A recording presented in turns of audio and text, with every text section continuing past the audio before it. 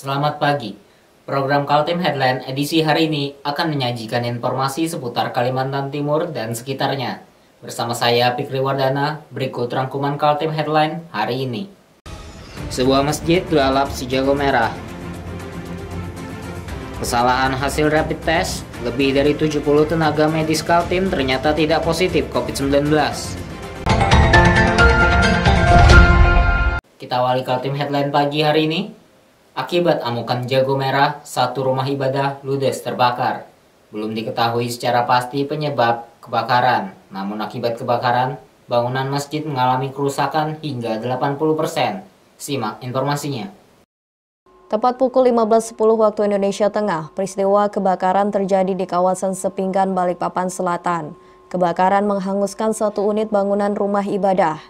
Petugas Badan Penanggulangan Bencana Kota Balikpapan berupaya memadamkan selang 1 jam api dapat dikendalikan. BPBD Kota Balikpapan mengerahkan 5 unit mobil pemadam. BPBD Balikpapan belum bisa memastikan penyebab api. Jadi awalnya dari informasi masyarakat melalui saluran wilayah 113, informasi terjadi kebakaran di Masjid Dawatul Malah, Sepinggan ini. Itu kurang lebih sekitar jam 15.05. Kalau lihat kondisi seperti ini, hampir 80% ya kondisinya yang terbakar, termasuk kubah juga sudah runtuh. Tapi untuk saat ini penyebab kita belum tahu, nanti dari pihak berwenang yang akan mencari tahu. Hasil penyelidikan sementara pihak kepolisian dan pengakuan para saksi mata, api diduga kuat berasal dari bagian belakang masjid.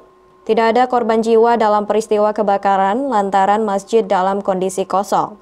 Akibat peristiwa kebakaran ini, bangunan masjid diduga mengalami kerusakan parah hingga 80%. Tim Kaltim TV Muhammad Idris melaporkan dari Balikpapan.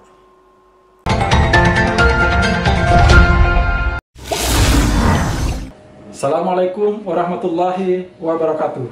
Saya Sutomo Jabir, anggota DPRD Provinsi Kalimantan Timur, fraksi Partai Kebangkitan Bangsa, mengucapkan marhaban ya Ramadan. Semoga ibadah kita dalam bulan suci Ramadan ini dapat meningkatkan kualitas iman dan takwa kita kepada Allah Subhanahu wa taala. Wallahu muwaffiq ila aqwamit thoriq. Wassalamualaikum warahmatullahi wabarakatuh.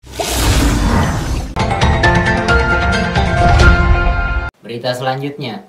Pemerintah Provinsi Kalimantan Timur belum juga menyalurkan bantuan untuk warga terdampak virus corona.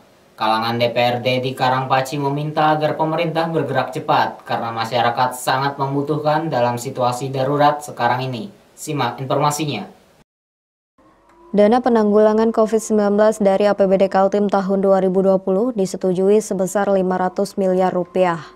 Selain untuk keperluan medis seperti pembelian alat dan obat-obatan untuk penyembuhan pasien terpapar virus, dialokasikan juga bantuan kepada warga yang terdampak karena kebijakan berada di rumah untuk melawan penyebaran virus COVID-19.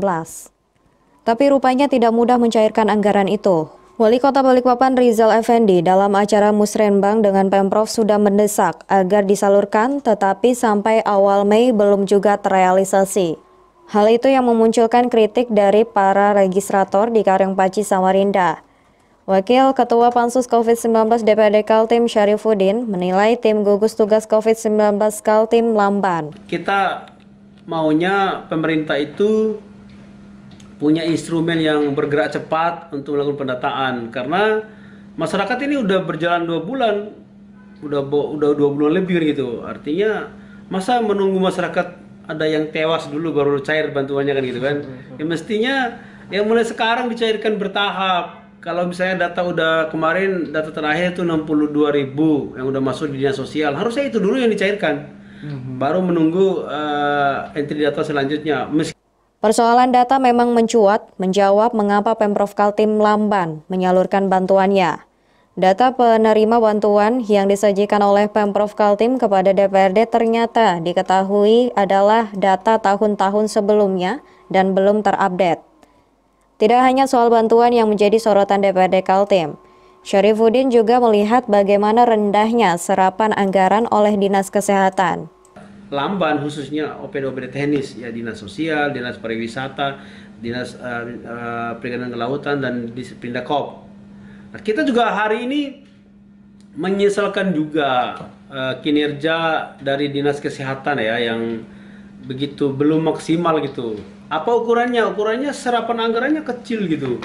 Artinya kita pengen apa yang menjadi rencana itu segera terrealisasi supaya ada upaya maksimal untuk menanggulangi COVID dan untuk menyetop penyebaran COVID di Kalimantan Timur ini. Sebelumnya, Ketua Pansus COVID-19 DPRD Kaltim Hasanuddin Mas'ud mengatakan, lambannya Pemprov karena sikap kehati-hatian, sebab ada surat edaran KPK tentang 4 hal yang rawan melanggar hukum. 4 instrumen yang dianggap rawan masalah hukum itu yakni proses pengadaan barang dan jasa atau PBJ, filantropi atau sumbangan pihak ketiga, penyelenggaraan bantuan sosial atau bansos, dan refocusing kegiatan dan realokasi anggaran. Tim Kaltim TV, Hardin dan Heriman melaporkan.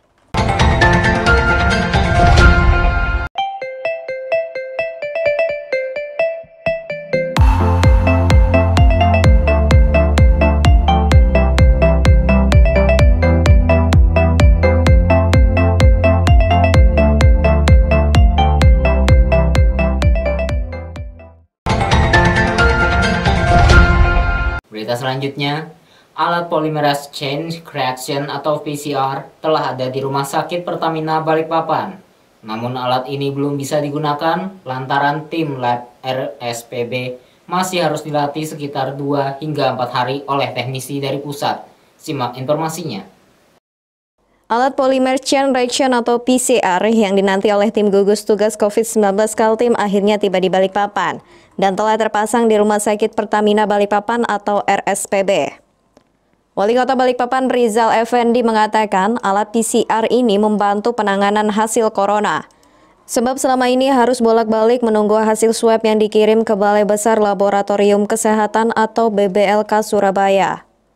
Sementara itu, meski telah terpasang dan terinstal di RSPB, alat PCR yang memiliki keakurasian 95% tersebut masih belum bisa digunakan. Tim lab RSPB masih harus dilatih sekitar 2 hingga 4 hari oleh teknisi dari pusat. Itu harus dilatih dulu tim kita, disesuaikan dengan alat itu, terus ahlinya itu akan mendampingi tim kita sampai betul-betul tim kita itu sudah bisa menjalankan sesuai dengan standar dan protap alat itu. Tim kita itu, kita sih berharap jangan terlalu lama. Kalau di jadwal kita sih, kita mencoba menjadwalkan itu paling tidak 3-4 hari. Itu jadwalnya kita dari tim kita. Lebih lanjut, Samsul Bahri mengatakan, nantinya dalam pengoperasian alat PCR ini akan ada 5 orang tenaga medis yang dikerahkan. Tim Kaltim TV Muhammad Idris melaporkan dari Balikpapan.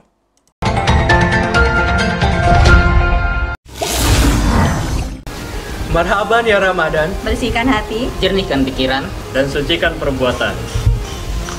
Jangan lupa ikuti anjuran pemerintah untuk tetap di rumah, cuci tangan, dan jaga kesehatan. kami segenap jajaran direksi, staf dan karyawan Kaltim TV mengucapkan selamat menunaikan ibadah puasa Ramadan 1441 Hijriah. Suara-suara sumbang adanya permainan sistem pengadaan alat kesehatan penanganan COVID-19 bermunculan. Dari soal adanya dominasi merek tertentu sampai dugaan adanya mafia yang mengambil keuntungan besar di balik musibah ini. Simak informasinya. Belum ada bukti terjadinya pelanggaran hukum dalam pengadaan barang dan jasa alkes atau alat-alat kesehatan.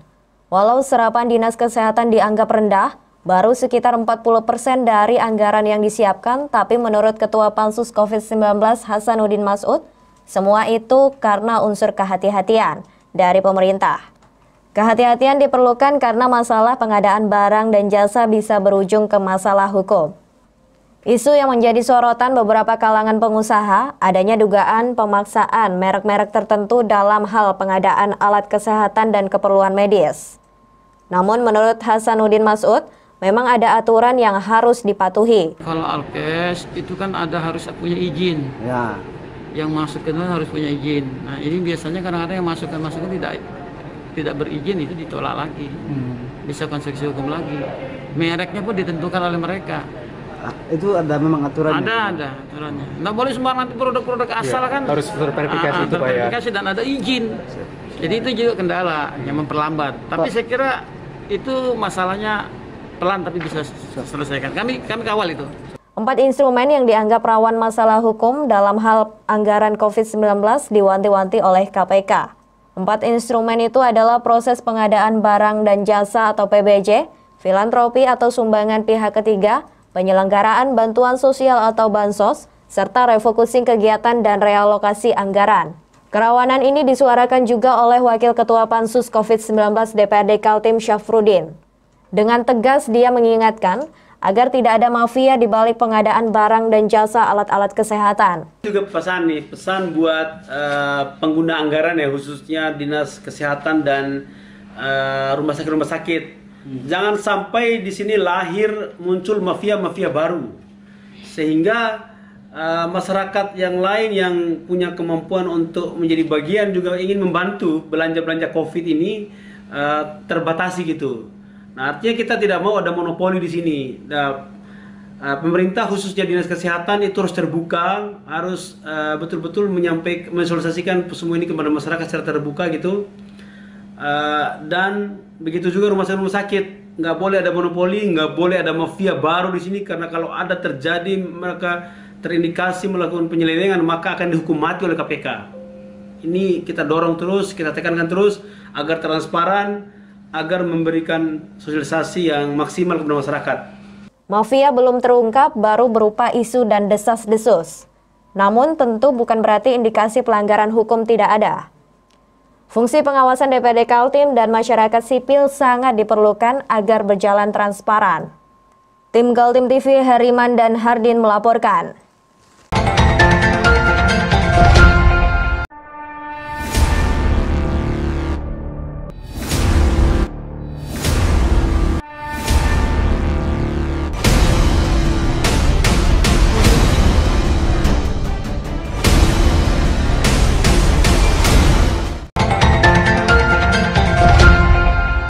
Alat tes kesehatan bisa juga salah. Buktinya, hasil reaktif rapid test yang menimpa lebih dari 70 tenaga medis di Kabupaten Pasir, Kota Bontang, dan Samarinda ternyata tidak akurat.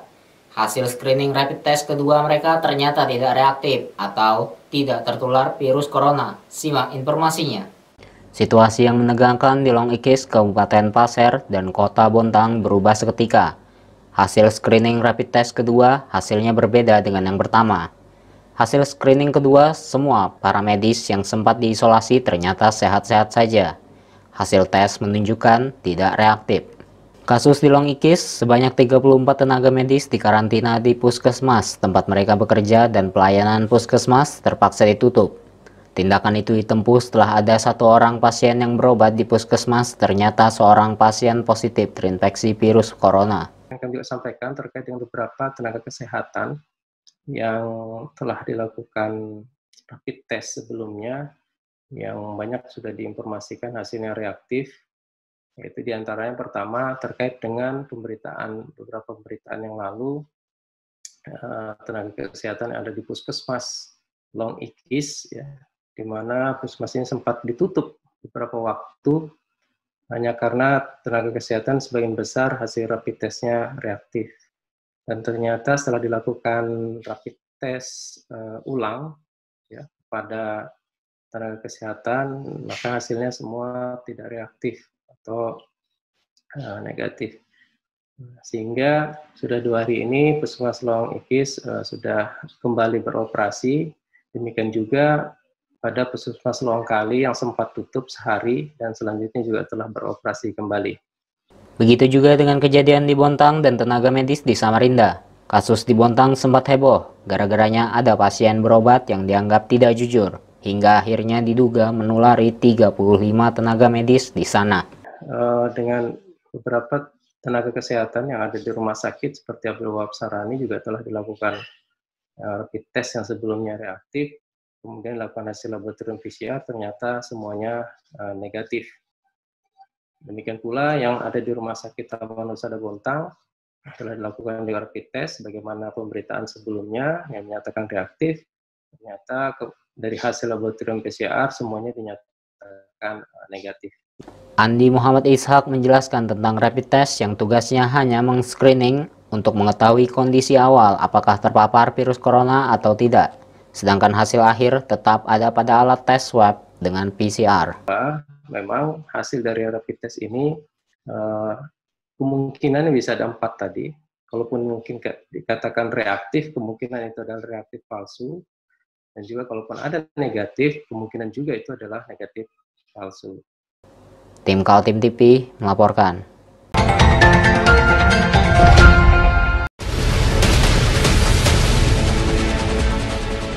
Mari kita memerangi virus corona dengan mematuhi imbauan pemerintah.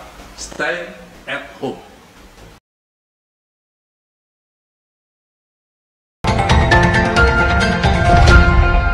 Jumlah pasien positif di Kutai Timur menunjukkan kenaikan. Dengan jumlah 21 orang terkonfirmasi positif, posisi daerah itu berada di urutan keempat se-Kalimantan Timur, setelah Balikpapan, Berau, dan Samarinda. Simak informasinya.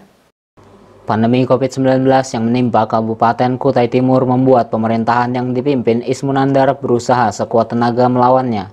Mulai dengan mengerahkan anggaran, mengajak perusahaan-perusahaan bergotong royong, sampai mengajak masyarakat menanam di pekarangan rumah sebagai upaya menjawab ketahanan pangan. Tidak hanya berhenti di situ, pemerintah Kutai Timur menggelar rapat virtual dengan seluruh pimpinan puskesmas di 18 kecamatan. Ada 21 puskesmas yang menjadi garda terdepan pelayanan kesehatan masyarakat dimotivasi oleh Bupati untuk berjuang bersama. Para tenaga medis mendapat perhatian prioritas karena tugas mulia yang diembannya, melayani masyarakat yang mungkin sudah tertular virus corona. Ya tentu saja ini kan pertama ini bagian perhatian kita kepada teman-teman yang berjuang di garda terdepan.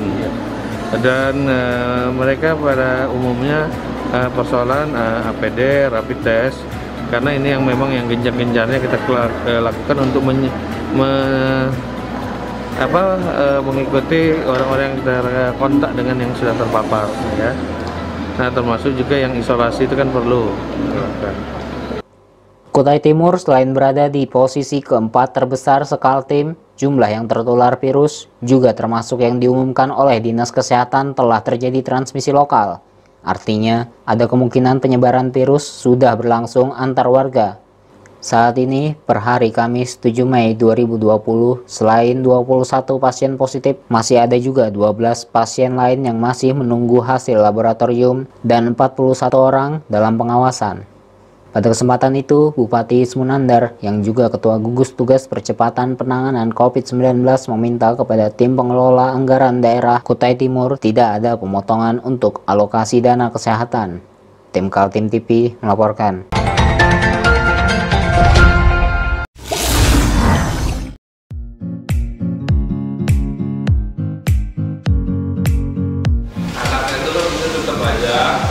Cara mudah beriklan digital di Kaltim TV.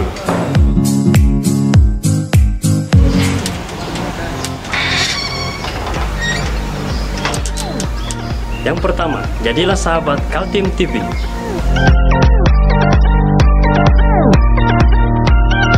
Dengan Rp1 juta, para sahabat mendapat 20 kali tayang di slot berita kamu.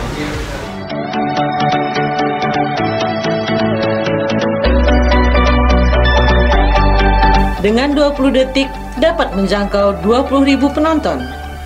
Anda beruntung karena mendapat kesempatan perdana dari kami. Ayo jadilah sahabat Kaltim TV.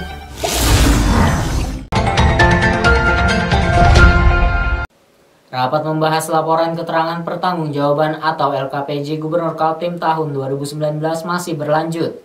Dalam rapat lanjutan itu, anggota DPRD kembali dibuat bingung karena adanya ketidaksinkronan dalam data yang diberikan eksekutif kepada legislatif.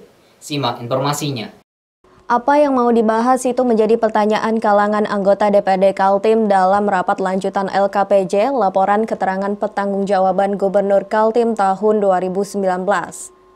Setelah kemarin, Ketua Komisi 3 Hasanuddin Mas'ud menyoal materi dalam LKPJ yang disampaikan Gubernur karena tidak sesuai dengan data dari SKPD Satuan Kerja Perangkat Daerah. Kini ada lagi temuan bahwa data yang disampaikan Pemprov Kaltim dalam LKPJ sama dengan data tahun 2018. Kita awasi, kita sekarang ini adalah LKPJ Gubernur 2019. Nah, disajikanlah data di situ misalnya. Jadi data 2018 dan 2019 itu sama. Ini kelihatan copy paste dia. Gitu. Jadi kelihatan rekonsiliasi koordinasi di pemerintahan ini antara OPD dengan tim yang menyiapkan materi LKPJ itu tidak sinkron. Tidak hanya Sarkowi yang merasa bingung dengan dokumen LKPJ yang diberikan eksekutif. Ketua Pansus LKPJ Gubernur Kaltim Andi Harahap dan Ketua Komisi 3 Hasanuddin Mas'ud juga berpendapat serupa. Menurut Andi Harahap, laporan dari gubernur tidak sinkron dengan data dari dinas-dinas, sehingga pihaknya meminta agar berkas LKPJ diperbaiki kembali. Enggak sinkron gitu antara antara KPT dengan ini enggak ini. Jadi kita bilang kok bisanya terjadi alunya enggak ini. Seharusnya kan dengan KPG itu kan diambil dari PT semua. Nah ini tanyakan jangan sama kita. DPRD Kaltim dijadwalkan membahas LKPJ Gubernur Kaltim tahun 2019 selama 1 bulan. Setelah membahas dengan detail pekerjaan dan kinerja gubernur bersama SKPD, berikutnya dilakukan peninjauan lapangan. Untuk mengetahui kebenaran dari laporan itu, tim Kaltim TV melaporkan.